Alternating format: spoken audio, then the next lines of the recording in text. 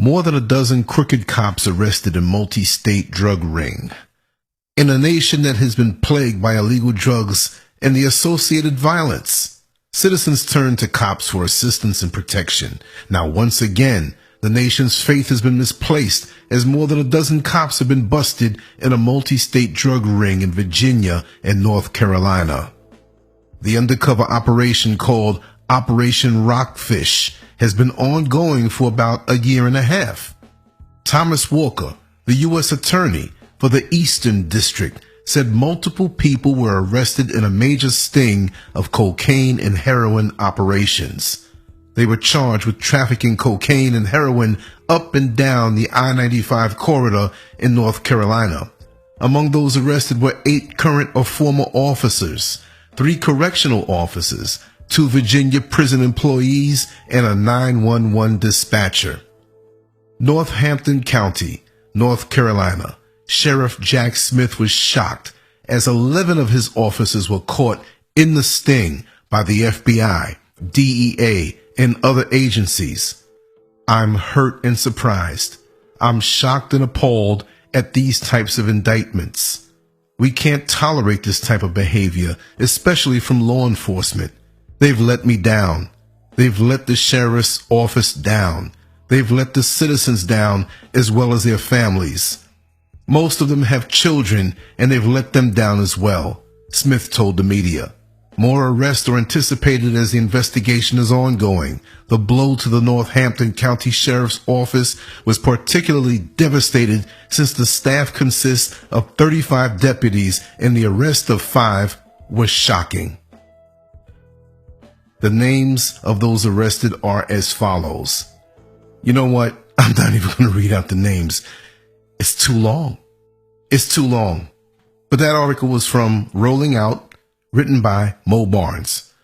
And this happened already a couple of days last week, but this story for some reason is just getting out on the blogs. It's been out on local media, but all I have to say is that people are human. I'm not making excuses for them because the majority of these people who were busted for this were brothers and sisters, right? But I'm not going to go soft on them, and I'm not making excuses for them, right? But the bottom line is nobody died in this, you know? I mean, nobody was killed in this. And yes, you can say that, well, you know, the drugs and the spreading is breaking up families. And yes, but all I'm saying is that we have people out here who have killed black people, cops who have killed black people and gotten off scot-free. Where they say, well, we don't, you know, the evidence wasn't strong enough. The evidence wasn't convincing enough. And you have it on video and you can see them doing stuff. But there's no video here. All right. As far as I'm concerned, as far as what I've seen, because I read several different articles, but I'm giving Rolling Out the props when I read out an article. That's how it works. But it's wrong still. Right. And on the other side, the flip side, when you know this man doesn't want to see you have a job. You know this man doesn't want to see you have a modicum of position in his order. And sometimes we forget. Sometimes we forget that this is not our power that we yield over other people, especially in law enforcement. Some of us can get intoxicated with that little bit amount of power, which is not real power because you're replaceable. And when you're in a sensitive position like that and you have proximity to people where you can get involved in things, you're meeting people who have done things. I'm not knocking anybody who has gotten busted or done something. I didn't live in their shoes. Okay. So I'm neutral on that. Each case is different. But when you have that kind of job, you got to be very careful because look, whether you realize it or not, we have technology out the yin yang now. And I don't mean to say we, it's not me, but the government.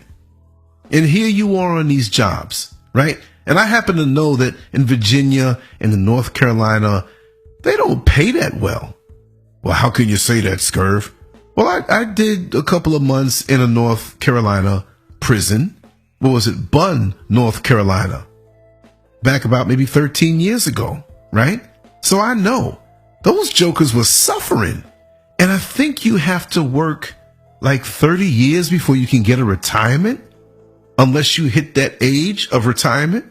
But say you get that job at 20 and you turn 50, you ain't getting it yet. Maybe you are. I don't know. But you got to put in a lot of time, not making much money.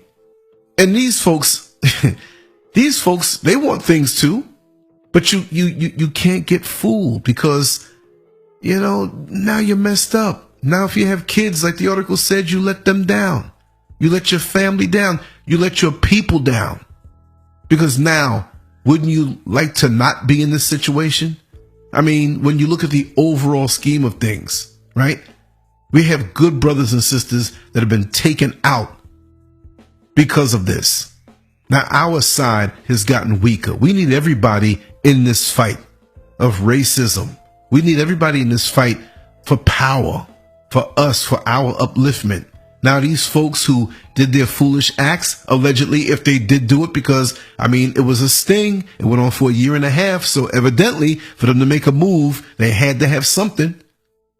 So I'm not stating what I say emotionally as facts, but it is what it is. Keep yourself in the game, people. Don't let greed get in the way. Don't let greed get in the way. We should be in a different state of mind right now as a people. Yes, go for the money, even though those jobs didn't really pay that much money. But at least you are holding down your household, your life, until something better comes along that you create. I'm big on that. I'm not big on jobs. I have a job, but my hope doesn't lie in the job. My hope lies in myself, my creativity, and my ability to think creative ways of having more than one revenue stream than just the job. The job is the stepping stone, what you know you're going to get. But there's a vast amount of money out there that we can make as a people creatively. Well, hell, why can't I say that? There's so many other people out there making money off of us and our talents and abilities. Why can't we? Why do we get so caught up in a job thinking that, and I'm not saying the job made them do that. It was conducive, I would believe, because you're working in law enforcement, prisons and jails. And people who are in prison and jail, 9 times out of 10, look, they're there for a reason. And believe it or not, when you get locked up, when you go in, that's jail school. That's crime school. That's school to learn more dirt. I'm not saying that you're going to come out and utilize it. Hopefully not. But many do. Heck, I obey the man's law. Okay? Because I know the game. He's not taking me out. I'm thinking for the long haul. But when I worked as a correction officer, when I worked as a correction officer, it's just 1 me, not 10, right? It sounded funny. But I learned a lot. I learned a lot of things that I don't think I would really want to know, but they're in my head. Hours and hours and hours you sit down with folks and you talk with them and they share things with you.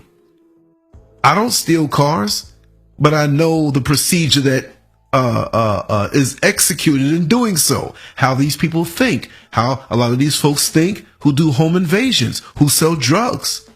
I've talked to murderers. I'm none of the above. But those things in your head get you hip to certain things and make you aware to protect your family better. But it shouldn't make you want to dip and dab.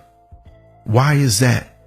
Sometimes our greed and our lust for the white man's trinkets is our downfall, because that had to be it.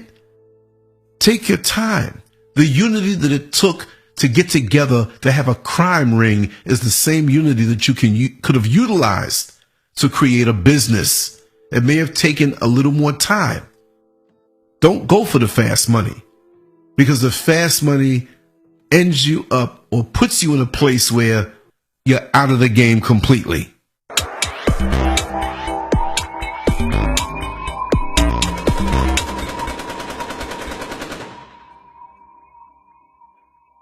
Make sure to check out the boldest blog at LANCESCURV.com and follow SCURV on Twitter, Facebook, and YouTube under LANCESCURV.